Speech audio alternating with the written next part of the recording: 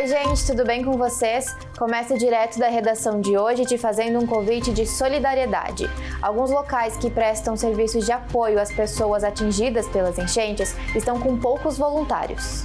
Uma das entidades que precisa é a Cruz Vermelha, que passou de uma média de 33 pessoas por turno para menos de 20. O ideal seria que pelo menos 40 voluntários estivessem auxiliando. Para quem quiser ajudar, é necessário fazer o curso emergencial.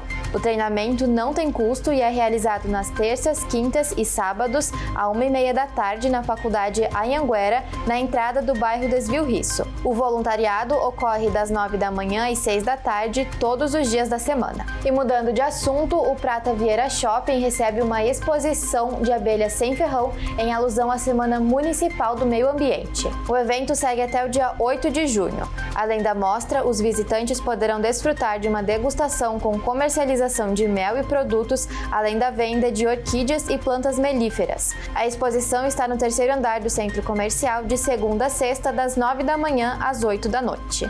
E por falar em abelhas, eu te convido a assistir o novo episódio do Da Terra, onde falamos sobre esses insetos que são tão importantes para a agricultura. Você pode assistir no canal do YouTube da TV Câmara Caxias ou no canal 16 da NET. Essas eram as notícias de hoje e tenham todos uma ótima semana.